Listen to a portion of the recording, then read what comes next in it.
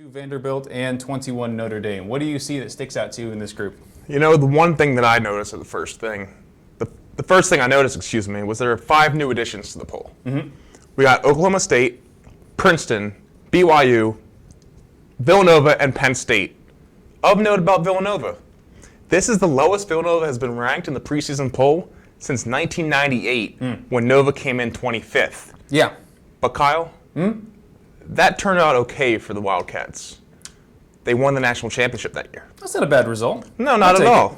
And one thing you want to keep track of, people back home, and what we should as well, the number of ACC teams that are going to show up on this poll. Yeah, there's a lot. There are a lot. There are 6. Is that most of any conference in the country? Most of any conference in the country. There you have it. It's like you've done your research. Sounds like I have. We got Notre Dame as well as Florida State right now. Mm-hmm. And be on the lookout for Notre Dame this year. Yeah. Even though they're ranked low to begin the season, Yeah.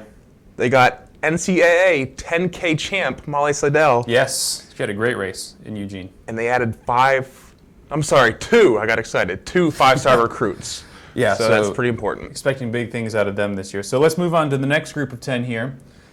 Teams 11 through 20. We'll count at the top, go down. Number 20, Boise State. Number 19, North Carolina. 18, NC State. 17, Syracuse. 16, Virginia. There's a lot of those ACC schools we were talking about. 15, Washington. 14, William and Mary. 13, Iona. 12, Michigan. And 11, Wisconsin. That's a murderer's row right there, unless we had the top 10. Right. But since we have the top 10, we got to talk about these. And this is the first time that Boise State has been ever ranked in the preseason poll. Really? Yes. Wow. The Broncos received votes last year and finished 11th at NCAAs. They did. And the Southeast region is well represented, as you can see.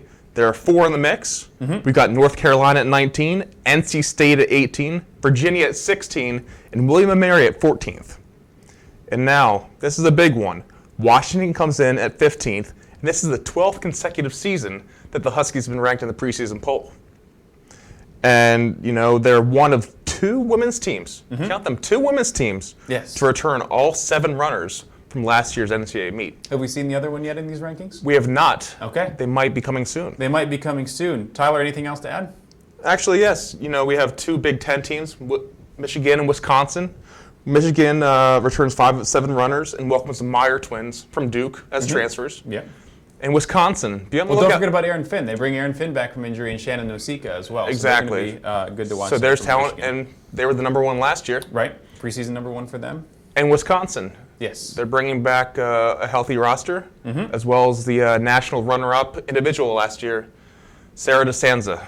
Yes. So hopefully she's back healthy after kind of an injury-plagued track season. But I talked to her. Yeah, we've been hearing good things. For a preview, and I've been hearing great things. So good. So Tyler, without any further ado, top 10. Let's do it. One by one here. One by one. So there they are, the 10 teams, 10 boxes with question marks. Let's remove those boxes. At number 10, West Virginia. West Virginia, those Mountaineers. You know, we spoke with Sean Cleary. Yep. Not too long ago on the preseason podcast Extravaganza. Yes. Extravaganza. That's my thing I got to add. Sorry, guys. You know, he had high hopes for the team in 2015, and it seems as if the voters do too. One thing Sean told us, Jillian Forsey, a little bit banged up, I guess you can say, a little bit injured, coming off a difficult summer. Yeah.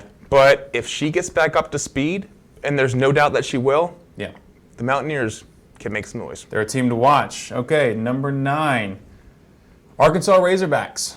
They finished 5th last year, as you can see on your screen. This is the 3rd consecutive season that Arkansas has found themselves in the top 10 of the preseason poll. Yeah. With just 2 scores from last year's NCAA meet returning, it'll take some work for them to get back up to that spot. Yeah, but one of them's Dominique Scott. One of them, Dominique Scott. You can't really go wrong with that. Right. Not at all. And they added sophomore transfer Nikki Hiltz from Oregon, as well as a 5-star recruit in the offseason.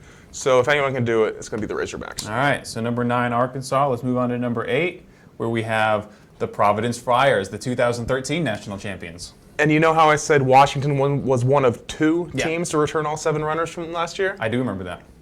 That was just, 2 minutes ago. Yeah. I'd question if you didn't remember that it. time when... Remember that time when... I feel so old right now, exactly. Anyway, Providence. Providence. They're the 2nd team returning all 7 runners. They also had a redshirt, 2013 All-America Sarah Collins. Yeah, two-time All-American. Two-time All-American, She was top 10 3 years ago now. So Providence is a team to look out for sure. For sure, and they had 3 runners in the top 70 last year. Yeah. Number 7, Stanford Cardinal. And the main question, will potential lead to prosperity? Voters are certainly thinking so. Stanford hopes so as well.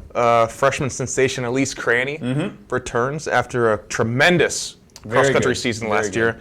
And she'll be joined by 2013 All-American Ashlyn Cuff. Ashlyn Cuff, she was 4th a couple years ago. She redshirted last year, and she's going to be the only senior on a very, very young team. Young but talented. Very young and very talented indeed.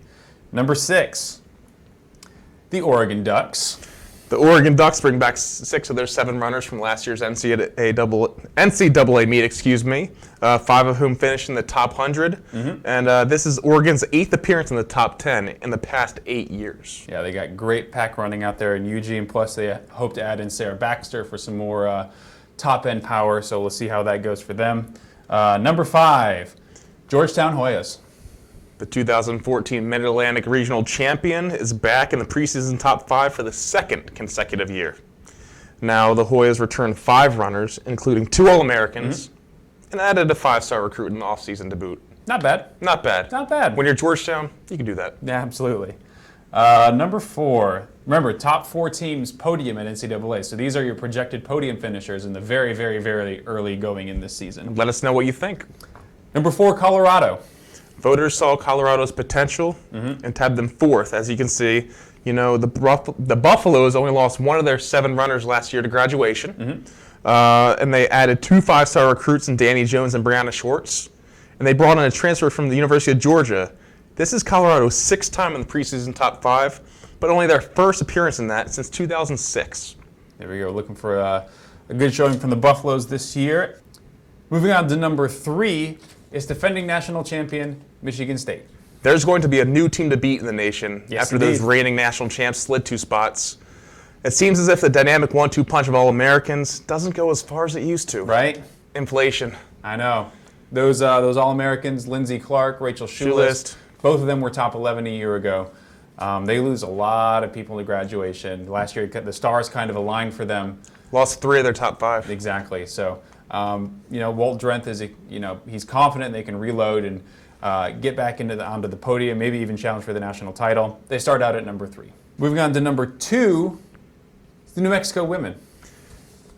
And the funny thing about the New Mexico women, they had the most first place votes of any team in the women's poll. 8 of 12. 8 of 12. Yeah. And you might ask, how does a team with... How does that work? Well, simply put, some voters felt that the Lady Lobos' ultra-talented roster might not gel on the course as well as it does on paper. Prove it. So that's what they're going to do now as cross-country season starts up today. Indeed, it does today. New Mexico's not racing today, Right. But they're going to prove it as soon as they can. Right. But last year, New Mexico surprised everybody with a 3rd-place finish at NCAAs. And while the Lady Lobos only returned 3 of their 7 runners from last year, they're 3 big ones. Yeah, indeed. You got Alice Wright, she was an All-American. Callie Thackeray finished right outside of the top 40. Yep. And Helena Tambet, she finished in the top 10 and only her Top 100. Top 100, excuse me, I'm sorry. Add the 0 there. Add the 0. It's an all-important 0. Carry the 0. Yeah. And that was only her 2nd cross-country race of the season. Yeah, pretty impressive once you consider that she's going to be having a full cross-country season under her legs this year. But there's more. But wait, there's more. Indeed. Billy May style. Indeed. New Mexico added UMKC All-American Courtney Ferricks in the offseason. That's a huge pickup. And she's the great steeplechaser. the 6th fastest in collegiate history. She was very fast. It's impressive. Plus Rona Auckland From Scotland. That's going to be a big pickup for them as well. So they look very talented on paper. Will they be able to overtake our number 1 team in the preseason? Last year's runner-up, Iowa State. Iowa State. It's their first number 1 ranking in program history. Congratulations, Cyclones. Indeed. Congratulations. They returned 5 of their 7 from last year, including 2-time All-American Crystal Nelson. She's pretty good. She's pretty good. Iowa State's going to need to put a few runners around her, in the top 40, in the top 50, to have a chance at living up to these lofty expectations. Right. National championship on paper. Right. How will come out on the course? We're going to find out. Yeah. Plus, they're boosted by the hopefully the fully healthy return of Bethany Brown. She was an All-American a couple of years ago. She came back late last season, finished top 60 for them. So, anything she can give them that resembles her 2013 form will be a big boost for the Cyclones. And one last note about Yeah. this top 10. I see a lot of changes with this. I mean, not changed, but just from last year. West Virginia, 8th last year. Arkansas, 5th. Providence, 13th. Stanford, 14th. Yeah. 6th, 4th, 7th, 1st, 3rd, 2nd. Yeah. It's like they played Boggle with these. Shake 'em up and throw them out there. See what happens. Yahtzee. But, one of these teams is going to be yelling Yahtzee at the end of the season. That's right. And holding up that national championship trophy. Last year's Michigan State. This year, could it be New Mexico? Could it be Iowa State? Could it be Iowa State? Could it be Michigan State again? Could be Providence. Could be Providence. Could be Colorado, Georgetown. Could be anybody. Could be That's why dark we watch horse. the game, right? Not game, the race. That's why I watch the race. You could watch the game. Yeah. The whole thing is a game. It's like a chess match. This is true. A game Between of chess. coaches and between athletes. Yes, And it's all about strategy. So that's what I meant when I said game. exactly. Indeed. So there we have it. Number 10, West Virginia. Number 9, Arkansas. Number 8, Providence. Number 7, Stanford. Number 6, Oregon. Number 5, Georgetown. Number 4, Colorado. Number 3, Michigan State. Number 2, New Mexico. And for the first time ever in their program history, number 1 ranking for Iowa State. With the women in the books, let's move on to the men's top 30. Shall we? Indeed. You'll see teams number 21 through 30 on your screen right now. Tyler, take us through it. We start with Portland at 30. Michigan State tied for 28th with California. Mm-hmm. Next we have Florida State. The Providence Friars are tied for 25th with Iowa State. We got Colorado State at number 24. Eastern Kentucky at 23. Arizona State at 22. And New Mexico at 21. Now, Kyle, what do you see here? So what I see is you have a really interesting combination of teams that are making their first championships, or looking to make their first championships appearance in some time, and then some teams that were pretty successful in 2014 that have kind of dropped back due to graduation and transfers and whatever the case might be. So the first team I look at here is Portland. Oh, yeah. Last year's third place team. They're without 4 of their 5 scorers from a year ago. And obviously, anytime you lose 80% of your scoring lineup, that's going to hit you hard. So they go from 3rd down to 30th. So, of course, Portland's a great program. They'll bounce back. I imagine they'll finish higher than 30. They got people in the wings ready to go. So some other teams that dropped a little bit. Providence, they were 13th a year ago, down to 25th, excuse me. And New Mexico was 14th a year ago, down to 21. So we'll see if they can reload and kind of get back up into that top 2/3 of the field. And then on the other side of the coin, you have number 28 Cal. They're looking to make their first NCAA berth as a team since 2010, while Iowa State at number 25 and Arizona State at number 22 are looking to get to the big dance for the first time since 2009. It's a big dance. Yeah, it's a big dance. Yeah, the big 10-kilometer dance. 10K dance. I mean, that's brutal. I don't know if I would have danced that much. A heck of a line dance. Yeah, so we move on to teams 11 through number 20. Starting at 20, Washington. Number 19, North Carolina. Mm-hmm. Then we got Furman. Then we got Arkansas. Georgetown at number 16. Number 15, Ole Miss. Mr. Ryan Van Hoy coaching them up. Talked to him on the podcast a couple days ago. We talked to him. BYU at 14. 13 is UCLA. 12 is Michigan. And 11 is Indiana, also from the Big Ten. Right. So in this group of 10, you have 3 of the 4 lowest finishing teams from a year ago. Furman was 30th, Ole Miss was 29th, Arkansas was 28th. They all make big improvements this year, with Furman going to number 18, Arkansas going to number 17, and Ole Miss going to number 15. In that SEC battle between Ole Miss and Arkansas, that's going to be one to watch throughout the rest of the year. It's just heating up. Yeah. So speaking of Furman and Ole Miss, they're kind of new to this NCAA championships thing. Furman, when they went last year, it was their first time since 1970 that they'd been to NCAAs. That's a long And time Ole ago. Miss, they've never been before last year. They were still racing barefoot the last time Furman made it. Right, yeah, they'd barely invented running shoes at that point. I think that's how the legend goes. Exactly. Uphill the whole course. Uphill the whole course, down and back. Speaking of Ole Miss, They're kind of a big team to watch this year. They returned 6 of 7 if you include Sean Tobin, who went down with an injury during the meet last year.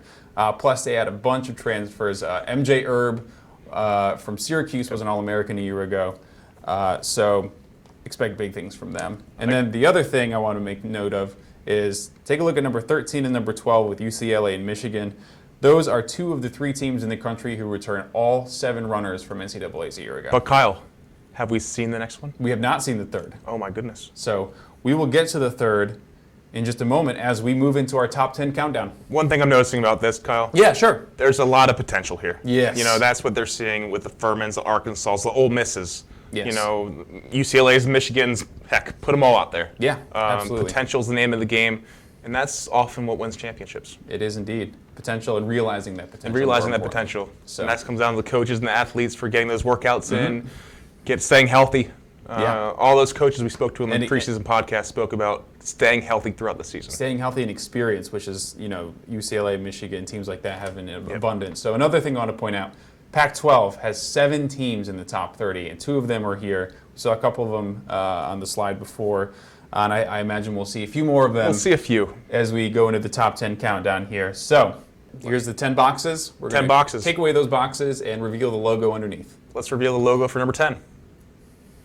Northern Arizona. Northern Arizona. So Futsum Zeno Selassie is back for the Lumberjacks. He's looking for his 3rd consecutive top 5 finish in a row individually. But he loses 3 teammates who were scorers last year for their 4th place team. So, don't count them out. They're a great program, but they have some work to do if they want to get their 4th consecutive podium appearance. They've been 4th a couple times with a runner-up finish 2 years ago. He'll probably miss them a little bit, but Northern Arizona always seems to reload. They do, indeed. So when you have someone who's going to be scoring low single-digit points, it's easy to rebuild around that. Sounds like me in basketball. Number 9. Virginia. Virginia, and that's the 3rd team I was talking about that has 7 of 7 returning from NCAAs last year. They have, they had some injuries and some illness last year that kind of hamstrung them to a 21st place finish in 2014. But Kyle King, their leader, he was a top 20 finisher a few years ago. He's back. He's healthy. He was dealing with an Achilles injury last year. He's ready to go. He's hungry. He's a senior.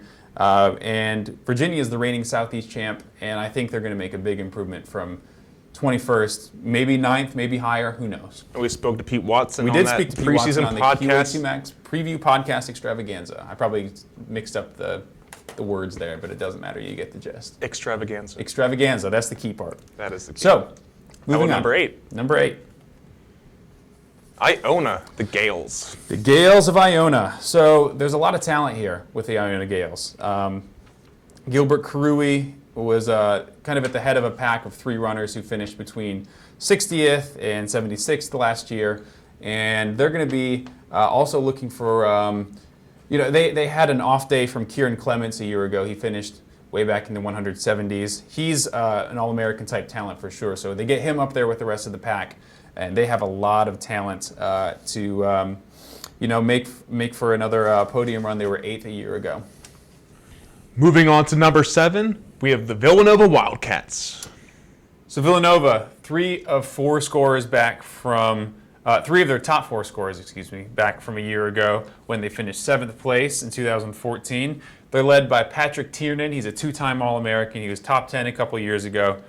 He'll be running with the lead pack, chasing Edward Cheserek and Futsum Zeno Selassie and all those guys up at the front of the pack. He'll be right with them.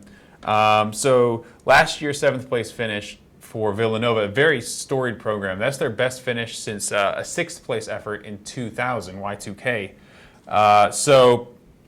It'll be Tiernan and Rob Deneau and Jorny Williams. They'll be trying to get back up into the podium mix for the first time since the 90s, really. So watch out for Villanova. And if there's any team that can do it, it's certainly the Wildcats. Sure, a lot of history there. And moving on to number 6, speaking of Cheserek, we have Oregon. Yes, number 6 Oregon. They were 6th a year ago. They have basically a near guaranteed 1 point from Edward Cheserek. And in cross country, that's good. That's very good in cross country. It's like golf, kind of, more like basketball. But basketball, 1 point would be my kind of thing. Right. Maybe Exactly. one free throw. Exactly. So, but he gets 1 point. But that doesn't necessarily get the job completely done for you. Last year, they had Edward Cheserek first, Eric Jenkins second for 3 total points. You'd think they'd be right there. Right there. Nope, sixth. And the bad news is they lose 4 of 5 scorers. They keep Cheserek. Everyone else is gone, but they bring in a lot of talent back.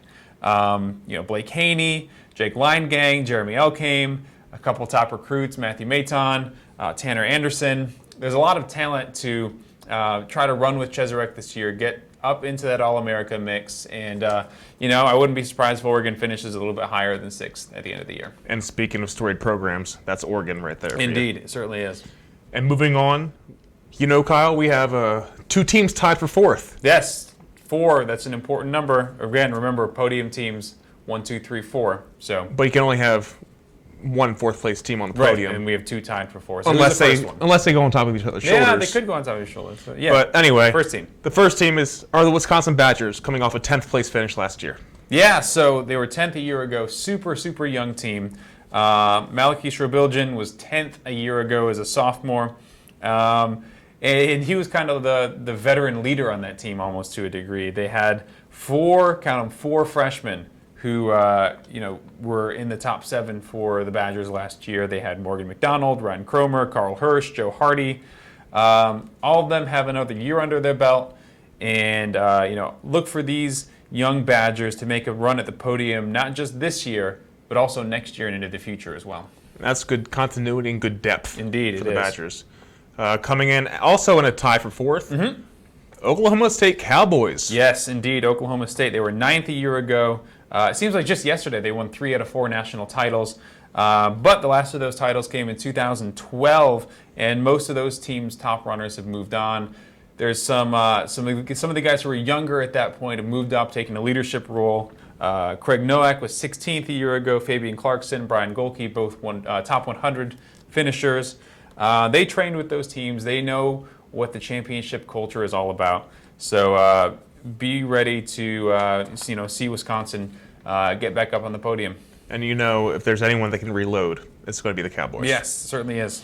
Now we're going to move into the top 3, Kyle. Yes, there are 3 teams that we haven't seen yet, but I think we're about to. Yeah, we are about to. We are about to. Starting with number 3, the Syracuse Orange. That's right. No chip malfunction here. Syracuse comes in at number 3 after finishing 5th a year ago. They lost MJ Erb, like we mentioned, to Ole Miss, but they return Martin Haher and Dan Lennon. Martin was an All-American last year. Dan was just outside of the mid-40s. Plus, they return a couple freshmen from last year, Colin Benny and Justin Knight. Colin was 95th. Justin was, over 100. But he, this past spring, he finished 6th at NCAA's outdoors at 5,000 meters. So look out for the Orange. Number 2. Number 2. We have the Stanford Cardinal. Yeah, they're last year's national runners-up. And if there's any team on paper that looks like it has the firepower to take down Colorado, it's probably Stanford. They lose Maxim Korolev, they lose Michael Achu, but they get back a top 5 finisher from 2 years ago in Jim Rosa. He was redshirted a year ago from injury, and he's going to be joining up with twin brother Joe Rosa, and they're going to be leading the Stanford pack that will look to try to take down the Buffaloes.